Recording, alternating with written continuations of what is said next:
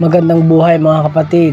Bagong TRBGBI Guardians po sa inyong lahat. Sa ngayon po ay may share lang po ako na konting kaalaman, history sa aking pagpasok sa ating samahan o organisasyon.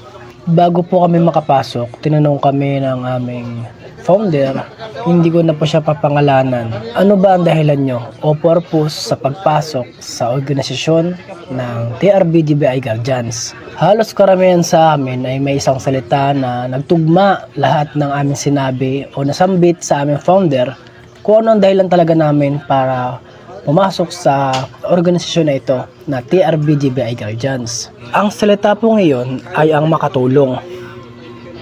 Makatulong sa bayan, sa kapatiran, at sa lahat na nangangailangan. At sa pagtagal-tagal nga po ng pagsali ko sa TRBGBI Guardians, base po sa aking experience, paano ka makakatulong sa bayan, sa mga nangangailangan o sa lahat-lahat pa kung ang sarili mo ay hindi mo matulungan? Paano ka nga ba makakatulong sa iba kung yung sarili mo nga hindi mo matulungan? Paano ba ang pagtulong sa sarili natin? Paano nga ba? Napag-isip-isip nyo ba kung paano tulungan ang ating sarili? Unang-una, disiplina. Kailangan natin tulungan ang ating sarili na madisiplina. Sa salitang disiplina, napakalawak niyan. Magbibigay na lamang po ako ng mga salitang nakapaloob sa disiplina. Papasok dyan ang salitang pagsunod. Pagsunod sa mga iyong official. Unang-una, official po ng distrito natin. Kailangan natin sundin yan. Official ng provincial at national. Hayaan nyo ang ating TRBGBI Guardians. Nag-uutos lamang yan base sa ating bylaws o sa mga pangangailangan natin. Pangangailangan ng iba at higit sa lahat ang ating kaligtasan. Kung sumusunod tayo sa mga official natin or mas nakakataas sa atin, mas lalo nating sundin ang nakapaloob sa bylaws natin. Promise kapatid, hindi ka mapapahamak pag sinunod mo ang bylaws natin. Pangalawa, sa pagkakaroon ng disiplina sa sarili, papasok dyan ang salitang pag-iingat o pagtitimpi. Kailangan nating ingatan ang ating sarili. Saan? Saan natin iingatan ang ating sarili? Unang-una sa mga gawaing alam nating hindi makakaganda sa atin. Pag mayroong kagaya po ng gulo o yung mga sangkot sa mga kung ano namang kagaya po ng droga or mga bawal na gamot, lahat-lahat po kailangan nating ingatan ang ating sarili dyan. Ingatan natin ang ating sarili na ma-involve sa mga ganyang gawain. Ingatan po natin ang ating sarili na makasama o makisali sa mga gulo. Dahil meron kang disiplina sa sarili, magagawa mo yan kapatid. At dahil nga po dyan, natulungan mo ang iyong sarili. Ngayon, hindi lang ang iyong sarili ang natulungan mo dyan. Papasok na rin dyan ang kapatiran, ang bayan, o sa lahat na nangangailangan. Bakit? Bakit ko nasabi yun? Sarili ko lang tinulungan ko. Unang-una, dahil sa iyong disiplina sa sarili, andun na nga po yung salitang pagsunod. Pagsunod mo sa mga utos ng iyong official. Doon pa lamang, natulungan mo na ang iyong kapatid, ang iyong official. Example po natin, ang utos ng ating official ay tulungan mo ang iyong kapatid sa kanang balikat na kailangan niya ng ganito, kailangan niya ng ganyan, makakausap. Doon pa lamang natulungan mo na ang dalawang tao, yung iyong official at ang iyong kapatid. Dahil sa iyong pagsunod, nakatulong ka na sa kapatiran.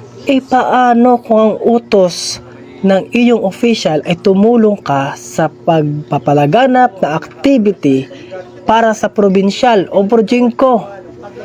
Hindi lang isa o dalawa ang natulungan mo doon. Ilang distrito ang aatin doon. Ibig sabihin, natulungan mo sila sa maliit na halaga o malaking halaga o maliit na gawa o malaking gawa.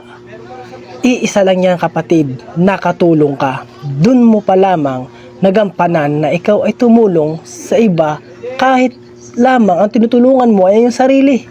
Paano naman ako makakatulong sa bayan? Doon na nga po yung disiplina sa sarili. Kung maalam kang mag-ingat sa iyong sarili o magtitimpi ka sa mga bagay na hindi naman karapat-dapat sa mata ng Diyos, mata ng batas, at mata ng mga kapatiran, dun pa lamang nakatulong ka na kasi hindi ka isa sa mga pasaway sa iyong nasasakupan. O di ba?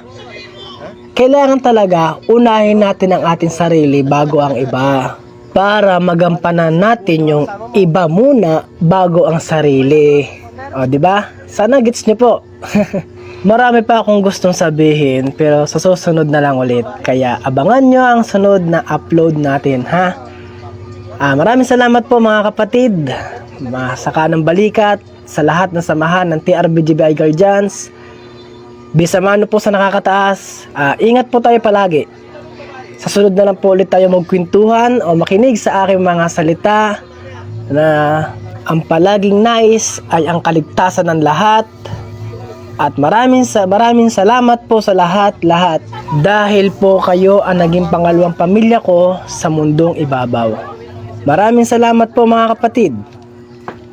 God bless. Hanggang kamatayan, hanggang sa libingan, hanggang sa huling patak ng dugo ng mga guardians. Hindi ng bayan aming ipaglalaban hanggang kamatayan, hanggang sa libingan. Hanggang mga guardians sa laban di patatalo. Layunin ng gobyerno ipaglalaban ng guardians hanggang kamatayan, hanggang sa libingan, hanggang sa huling patak ng dugo ng mga guardians. Hindi ng bayan aming ipaglalaban hanggang kamatayan, hanggang sa libingan. Pangtan ng mga guardians, lalaban di patatalo.